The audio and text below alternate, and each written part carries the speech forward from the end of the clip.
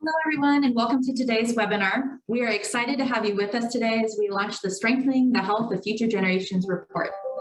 This report is the first community health profile, or CHP, published by UIHI, devoted to measuring the health status of American Indian and Alaska Native infants, children, and adolescents residing in urban settings. It is meant to both complement existing CHPs published by UIHI and act as a standalone report, presenting health data specific to urban American Indian and Alaska Native youth.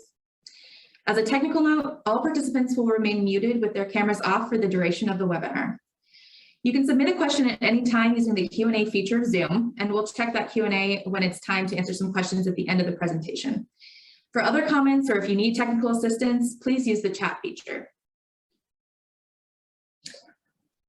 My name is Kate Lewandowski. I'm an epidemiologist 1 here at the Urban Indian Health Institute. And my name is Martel Hesketh. I'm a member of the Michelle First Nation, and I work as an evaluator 2 at the Urban Indian Health Institute. And the funding for this report and this project was provided by the National Institute on Minority Health and Health Disparities. So to begin, I wanted to take a minute and introduce you to our organization, Urban Indian Health Institute, or UIHI as we call it. We're a division of the Seattle Indian Health Board, and we're one of 12 tribal epidemiology centers located throughout the US. We are located in Seattle, Washington, on the lands of the Coast Salish Nations. And we are also the only tribal epicenter that has a national focus. So we serve all urban American Indian and Alaska Natives across the country and have been doing so since 2000. Our mission is to decolonize data for Indigenous people by Indigenous people. And the artwork that you see here on the screen is actually our visual logo that was created by Blackfeet ledger artist John Pepillon in collaboration with our executive director, Abigail Echohawk. And it depicts how we decolonize data at UIHI. So if you're not familiar, ledger art is this traditional art form where we took these old ledgers that are filled with colonial accounts of data of horses, lumber, and we have painted over them. And in this piece, you can see this colonial data is covered with beauty and grace. There's a woman in full regalia representing the full cultural strength and knowledge that she brings to analyze data, to gather and share these stories. And she sits at a modern desk with a computer showing how we use the best of Western technology. But at her feet is corn, grounding her in those cultural values and the nurturing of future generations. And so in these ways, we work as an Indigenous organization to reclaim data and science with our feet and souls to the soil, grounded in this work, and it's done for one reason only, and that's for the love of Native people. And so for the rest of the presentation, we'll be using the acronym AIAN to represent American Indian and Alaska Native people. I also may use terms interchangeably, such as Urban Indian, Indigenous, and Native as well. So improving the health of urban AIN youth through effective planning and decision-making requires accurate data about the factors that influence health.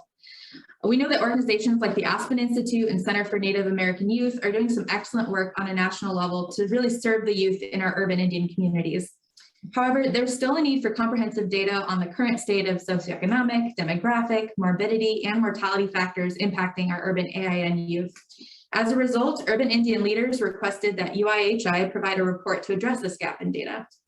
This report provides aggregated national estimates for over 90 health indicators specific to urban AIN youth in the United States between 2015 and 2019. We hope that this can provide some valuable insight about the unique health needs and experiences of urban AIN youth to advocates, health programs, and providers serving these populations. The data presented in this report may be most useful when combined with individual UIO data, stories from patients and community members, and local surveillance and survey data if available, which may provide additional information about the health of AIN people living in specific communities. I also want to take a moment and clarify how we're using some of these terms to refer to specific age groups. So to begin, we're using the term youth or children interchangeably to refer to individuals ages 17 or younger. Infants are children in the first year of life specifically, so 0 to 364 days old. And the age range of adolescence differs across data sources and reports, but for our purpose, we're referring to individuals between the ages of 12 and 17 when we say adolescence. We also want to take a moment and just acknowledge that methods differ on how they define and collect information on race across data sources. So in the report, there are differing definitions of AIN across indicators. The most inclusive category is AIN alone or in combination, which includes all individuals identifying as AIN regardless of additional races or Hispanic ethnicity. Some data sources only include AIN of single or abridged race regardless of ethnicity, and others are limited to single race, non-Hispanic AIN only. We find that capturing only single race is limiting and doesn't encompass the entire AIN community, which we know is one of the fastest growing multiracial groups in the United States. Being AIN is not just blood quantum or tribal enrollment, but cultural identity, and we want to make sure our data is inclusive of all our AIN relatives. So before we jump into sharing some key findings of this report with you, we wanted to take a minute and talk about the role of children in our Indigenous communities. And this is so important because children under the age of 18 represent approximately 1/4 of urban Native population. And children are so important and cherished in Native communities, right? They're regarded as gifts to be honored. And Indigenous communities also recognize that children are the future and that they are the ones that are going to be carrying these important traditions and knowledge to the next generation. I always think about how children at powwow, so they're the ones like fearlessly going out, doing those cultural dances, dragging their parents out with them. And in that way, we're reminded how children are important cultural teachers as well. And in traditional ways of parenting, right, we recognize that children have a lot to learn. They have a lot of ways that they're going to grow, but they also have their own wisdom to share with us. And as you might be familiar with, there's lots of different factors, right, that affect the health of everyone, including our children, both across time and across space or environment. So if we think about health across a lifespan, Indigenous communities recognize that health during childhood and infancy, adolescence is so key to the healthy development of these children and to adults that are balanced, that have a healthy life. And even during pregnancy, right, many tribes have specific protocols of what pregnant people should or shouldn't do. And those are all meant to make sure that that pregnant person is being cared for both physically and spiritually. Throughout childhood, there's different developmental periods in which key growth and changes occur. And these periods involve different physical and psychological, emotional, social needs. And while each of these developmental periods is individually important, those transitions between them are equally important as well. And often, need to be met with like an environment of stability and wellness. And Indigenous communities have always recognized these transitions with various rites of passage during child development. We think about different ceremonies that are present in our communities, whether that be naming ceremonies, ceremonies of womanhood or manhood, or ceremonies even around a child's first laugh or when a child reaches adolescence. So for all these reasons, childhood is a really key time where investing money and energy into these interventions can make such a big difference in their health and well-being for the rest of their life and for the whole community. You also might be familiar with the term social determinants of health, but basically this is just saying how the health of our youth is also influenced by the conditions in which they live, work, play, and learn. These social determinants can include strong social networks, or family structures, access to healthy traditional foods, connections to cultural practices. It can also include factors that negatively impact health, like racism, gender inequity, lack of access to education, poverty, and additionally, the cumulative experience of both risk and protective factors can affect their health long-term into adulthood. But our communities have demonstrated over and over again that these risks are not our destiny, right? Urban American Indian Alaska youth and their families continue to be resilient in the face of adversity and are doing such amazing work to reclaim and practice healthy ways of living. We also know that historical trauma, such as residential schools or the foster care system, has resulted in a lot of health disparities in our community. And among Indigenous people overall.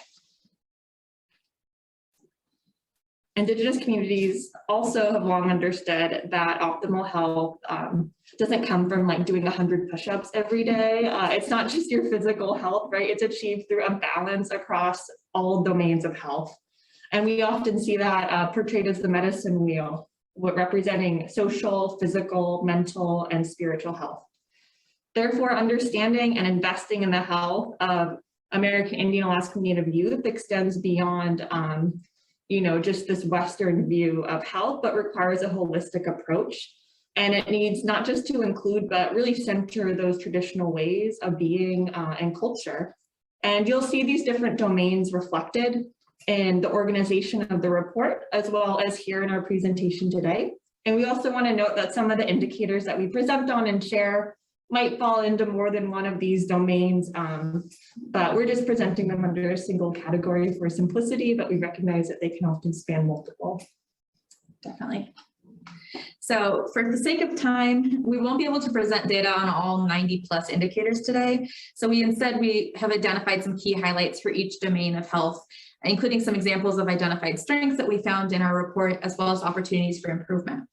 Along with these key findings, we'll also be sharing a recommendation for each domain. These select recommendations from external sources were included in our report as examples of next steps that we can all work on towards improving the health and well-being of urban AIN youth.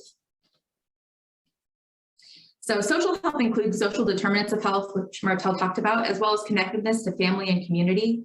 Some identified strengths included the fact that nearly 1 in 5 households in metro areas with children under the age of 5 were multi-generational, with at least 3 generations living together. For urban AIN children, access to grandparents and other family members provides a more socially enriched environment, as well as increases in opportunities for tradition and culture sharing. Another strength was that over 4/5 of urban AIN adolescents participated in at least 2 school, community, or religious activities. Adolescent participation in activities has increased self-confidence, they learn teamwork and communication skills, and they also experience increased social connection with their community. A few opportunities for improvement in social health include that almost 8% of urban AIN children have experienced having a parent or guardian incarcerated or serving time in jail. This can result in household dysfunction and trauma. It affects the way a child perceives their environment and also their sense of stability, their safety, and their ability to bond with others. 5% of urban AIN adolescents also reported having no one to talk to if they had to talk about a serious problem. Positive communication, healthy relationships, and the availability of supportive community spaces are all essential to contributing to adolescent social connectedness, and this protects against risks and also improves well-being. So based on the data we saw concerning these different aspects of social health for our adolescents, we chose the recommendation of preparing Native youth to take an active role in their communities and in their own health through leadership training, cultural programs, mentorship, and other extracurricular opportunities. And what these trainings and cultural programs look like will and currently do differ across our urban communities. And it could look like a work development program or internship opportunities or entrepreneurship programs. I think about how the youth in our community, I see them at different events, like selling their beaded earrings to community members or on their Instagram pages. So as always, we encourage communities to adapt any recommendation given to best fit their needs. We recognize that communities know best. It's also important to remember that these opportunities and recommendations for improving the health of our youth exist at multiple levels, right? They can be done at individual or family levels, at community levels, or even at policy levels, right? So what an entrepreneurship program might look like at the policy level could be an urban Indian organization successfully advocating their city government to permanently fund like a youth entrepreneurship program. So this recommendation and others are purposefully left a little bit broad because we know our communities are creative and will adapt them to best suit the needs of their own urban Indian youth. So physical health includes oral health and access to healthcare, and it also includes other metrics of maybe the more typical thoughts around healthy functioning and physical well-being. Some identified strengths included that among urban AIN women with a live birth, 2/3 began prenatal care in the first trimester, which is a recommendation by most physicians and national health organizations. Additionally, 4 out of 5 had at least 7 prenatal care visits. Early and regular prenatal care is super important to help achieve healthy outcomes for both mom and baby because it allows for the identification of any complications as well as treatment. It also helps provide some support and prepare mom and family for the delivery and the postpartum period. Some opportunities for improvement included that 13% of urban AIN infants were born preterm or prior to 37 weeks completed gestation. And over 8% of urban AIN infants were born at a low birth weight or smaller than 5.5 pounds. Infants that are born early or at low birth weights have increased risks of adverse health outcomes, both in childhood and beyond. Sometimes they require specialized care and time in the NICU or ongoing therapies to help with some developmental delays or other special health care needs they might have. Preterm birth and low birth weight are both connected to maternal health risk and experience, including barriers to care and socioeconomic stress, environmental risk. So these are also important to keep in mind for our AIN mothers.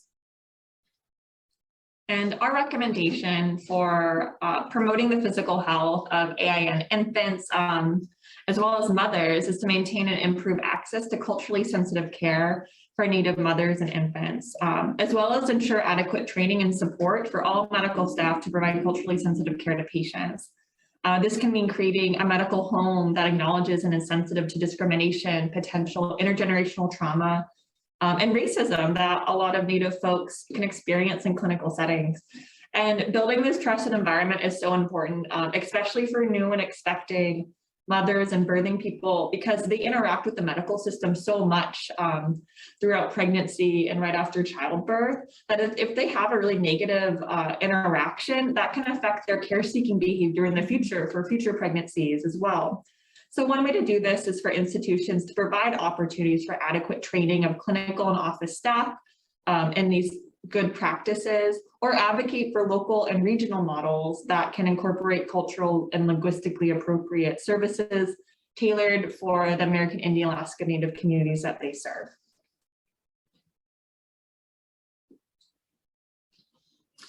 So mental health is also sometimes called emotional health, and it can include a lot of different components, as well as diagnosed mental health conditions and access to mental health care. So we did see some identified strengths in our reporting. In the past year, 1 in 6 urban AIN adolescents had received care from a specialty mental health provider, which includes inpatient, residential, and outpatient specialty treatment. Additionally, nearly 1 in 5 urban AIN adolescents received mental health services from non-specialty sources, such as school social workers or family doctors. Accessing necessary behavioral and mental health care in this adolescence has both immediate and long-term health benefits. Early interventions during this time can help prevent more severe mental health issues later in life. So some opportunities for improvement in mental health included the fact that more than 1 in 8 urban non-Hispanic AIN high school students have experienced electronic bullying in the last year. Bullying has significant psychosocial consequences such as loneliness, depression, suicidal ideation, increased violence-related behaviors, and lower self-esteem. A third of urban non-Hispanic AIN high school students also reported feeling so sad or hopeless almost every day for at least 2 weeks that they stopped doing some of their usual activities, and this can be a key symptom of depression. Mental health in adolescence is super important to overall health, and it impacts their development, social skills, and coping. So our recommendation for promoting mental health among our urban American Indian Alaska Native youth includes supporting community-driven, culturally based programs that promote positive mental health among youth, especially those in community settings. It's also important to conduct regular screenings, whether that be during like well child visits to pediatricians, but to assess youth for mental health conditions like anxiety, grief, or depression. And just like with physical health, it's critical that mental health providers are providing culturally sensitive care to our youth and using a trauma-informed approach when necessary. So this also means adequate training for clinical and office staff in these practices so that our youth can get the high-quality mental health care that they deserve. The last domain that we included in the report that helps balance out that medicine wheel that Martel mentioned and is also really pertinent and important for our urban AIN communities is spiritual or cultural health. And this can include connection to community, culture, values, or traditions. We did see some strengths in this amongst the youth. 4 in 5 AIN 4th grade students reported knowing at least a little about their American Indian tribe or Alaska Native group. And most often this was shared by a family member as well as elders in their community. Nearly 2/3 of AIN 8th grade students reported participating in ceremonies or gatherings at least once every few years. For urban AIN children, culture is prevention, and thus spiritual and cultural health contribute to overall health. It builds resilience and it serves as a protective factor against substance use, violence, and mental health issues. So because there was not a lot of data in existing data sources on spiritual and cultural health metrics, there really weren't many opportunities for improvement that we could see in the data and hence in the report. However, we do want to note that almost 8% of urban AIN children have experienced or been treated differently or judged unfairly because of their race and ethnic group. These experiences of discrimination and racism perpetuate historical trauma and cultural erasure. This affects how a child perceives themselves, their community, and their environment. It can damage their cultural pride and willingness to engage in some of these activities and inhibit their ability to connect with their culture. So for this domain of spiritual health among our youth, we recommended that organizations and communities continue to create and support programs that strengthen protective factors for our youth, especially those related to cultural revitalization, self-efficacy, intergenerational learning, and community connectedness. We know that our youth have so many strengths despite the challenges of racism and colonialism that they face in our society and their everyday lives. And programming that integrates cultural teachings reminds these youth that their ancestors love them and are watching over them. And this reminds me of a phrase I learned when I was taking a Cree class, which is a language that some of my great-grandparents spoke. And the phrase is, Kachi anis kotapan ki sawehimek kaki nitawikien. And that means your ancestors smiled when you were born. And I love this phrase because it just reminds me, like, it's such an example of that kind of spiritual love and strength that we want our youth to be showered with to maintain that good spiritual health. Mm-hmm. So as we've mentioned, health during infancy, childhood, adolescence is so important and essential to the development of children and to healthy and balanced adults, which in turn contributes to the strength and well-being of their whole communities and future generations to come. This means that improving the health of urban AIN youth can improve the overall health of all urban AIN people.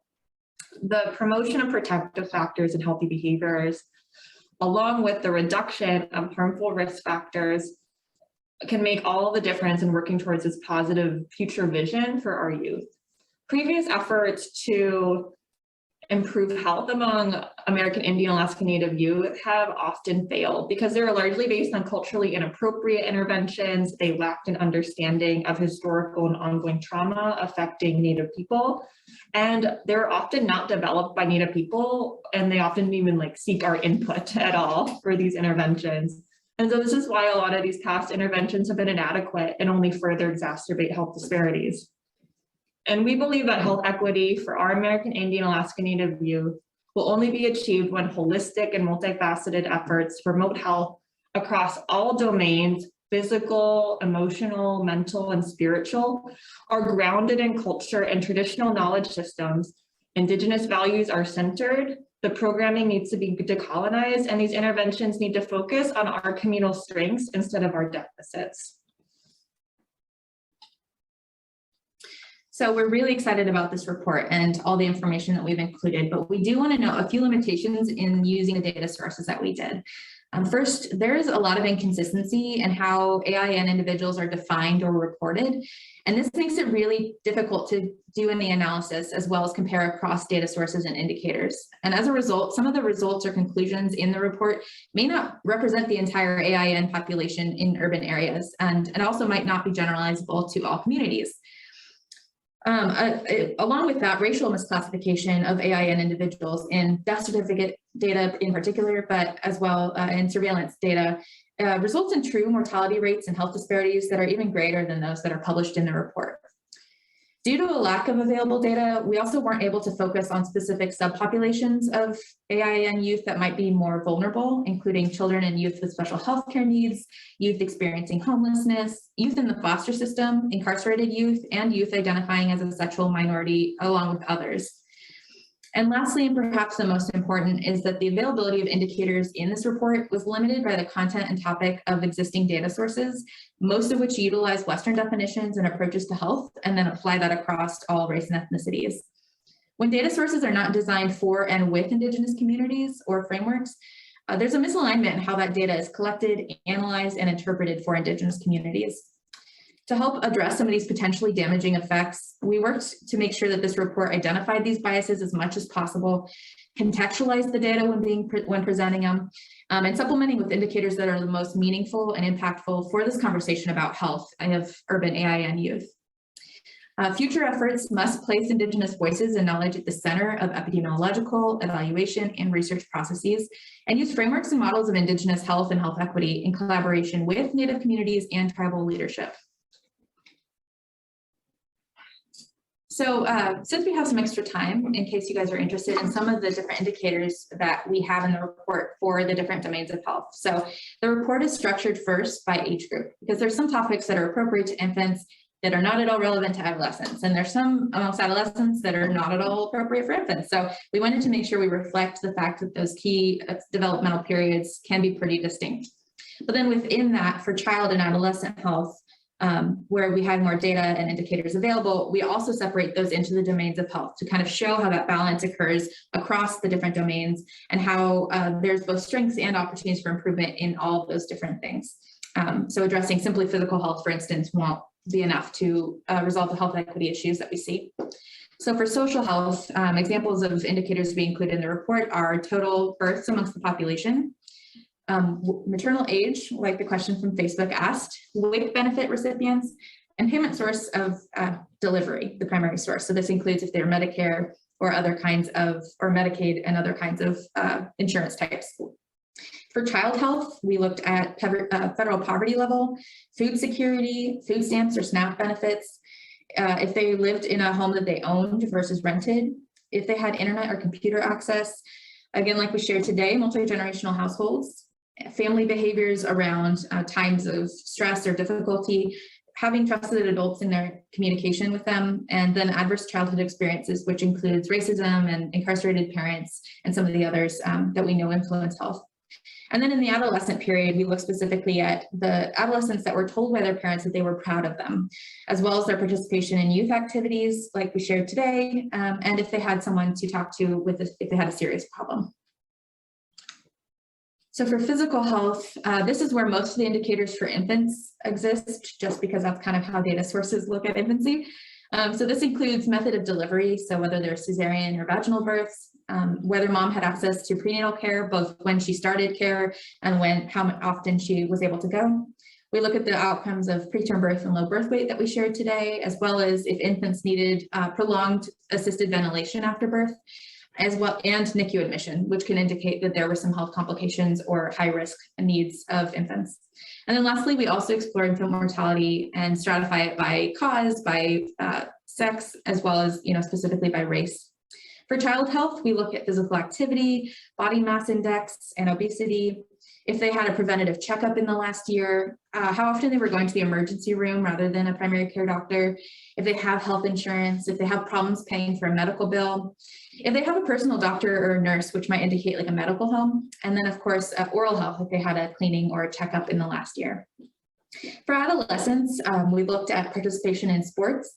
We also looked at a variety of risk behaviors, and this overlaps a lot with mental health. Like Martel was mentioning, that some of these indicators are pretty complex. So that includes if they used a seatbelt while driving in a car, if they drove with a driver that was under the influence of drugs or alcohol, if they carried guns or weapons on school, and safe sex behaviors kind of across the board, as well as some violent tendencies.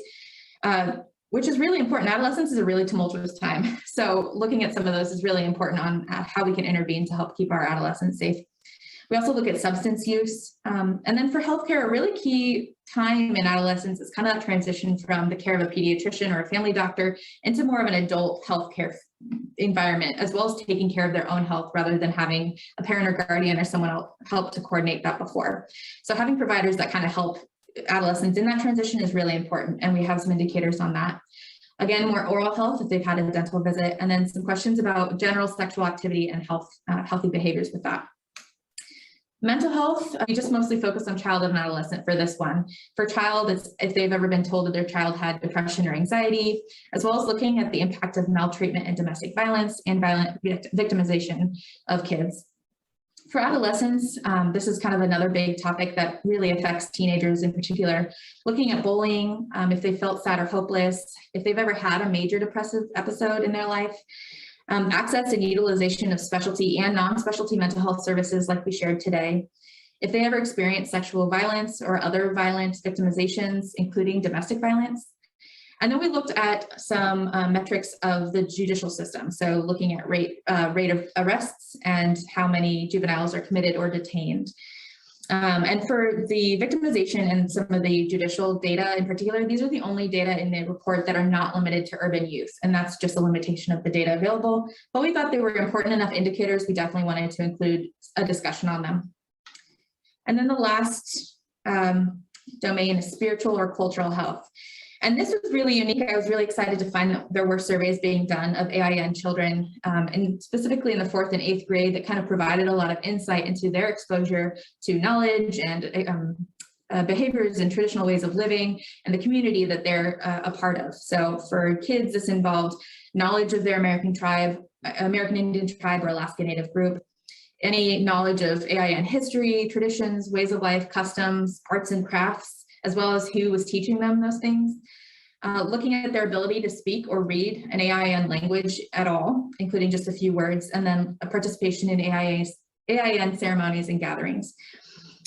This was also captured in adolescents, but we also have some questions about the role of religious beliefs in their life. And this can be either, like a specific religion or other kind of spiritual views, both in the importance it has in their life and their role in decision-making.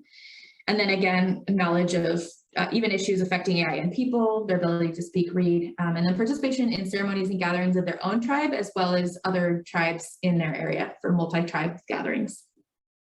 So those are the 4 domains. That's just a brief snapshot of those 90 plus indicators, of course. We also have child and adolescent mortality. I know we listed infant mortality there.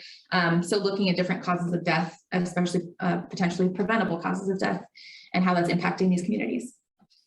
So we'd like to close out our presentation today in a good way by acknowledging that every data point, every percentage point that we shared in this presentation and in this report is a child that was gifted to a family and community by the Creator. Each and every one of their stories is sacred, and we really aim to honor them with our representation in this data and are so grateful for the opportunity to present their voices in this way. And our hope is that we see this data being used by community to build the strength and well-being of our urban Indian youth, our youth of today and future generations to come. So we do want to say, if you have not had a chance to review the report, it went on our website, I think 3 weeks ago, but we've been sharing the link in the chat and we can continue to share that if you want to check it out and download it for yourself. If you have questions or comments after this presentation is over, please feel free to contact Marcel or myself. Our emails are on the screen. We're going to add them to the chat, and definitely reach out. If you have questions about additional analyses or assistance navigating resources, you can either email us or you can also submit a request form for technical assistance on our website. The link's on the screen here, but again, we'll add it to the chat so when we switch to the next slide, you don't lose that. If you guys are interested for more information about our data sources, by the way, all of that information, as well as some of the methods and things that we employed, are in the report in the appendices. So if you have questions about where this data is coming from, because we didn't collect it ourselves, go explore that. There's lots of information and links to those different data sources. So we do have one question from the Facebook, which asks, does the age of the mother pose a risk? And I think this is referring to some of those infant outcomes. And the answer in short is yes. We do know for everyone, but including urban AIN moms, that both young moms and older moms have different risk factors. And sometimes this is because of how they interact with health systems or how they might have support or not in their community to help them with that process. But also there's some different biological risks that just come with being an older mom or a younger mom.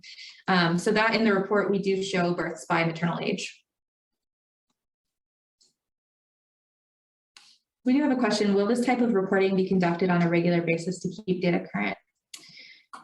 So this report was kind of the first of its kind. So I think we've been exploring how to continue this into maybe smaller subsequent data briefs to keep the conversation going.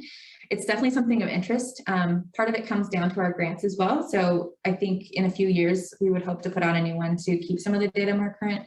But if not a full report quite like this, we will hopefully be putting out smaller reports really focused on youth and indicators that affect different age groups within that. So possibly like sexual health for adolescents, pretty specific to that age group, different outcomes for infants, for instance, using some PRAMS data and other survey data. So there's lots to explore. Of course, only 90 indicators does not at all capture everything that is being experienced by urban AIN youth. So we do hope to continue this as just the beginning. Yeah, and we hope other organizations too will collect data that's important to our communities because, right, like Kate mentioned, a lot of the indicators, they're asking questions that like outsiders developed and not necessarily about indicators that are really important. Like they're still important for our communities, but there's additional ones. Like I know we have additional questions about connection to culture or intergenerational learning or trauma that, it's not collected in these big surveys. So we hope that other orgs too will be able to collect this data. Hopefully we will in the future, but like Kate said, sometimes it depends on funding sources and capacity. Mm-hmm.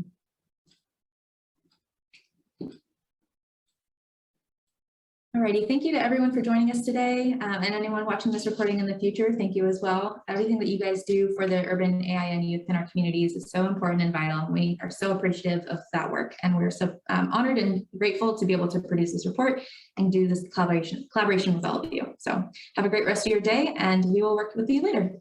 Thank you all. Bye.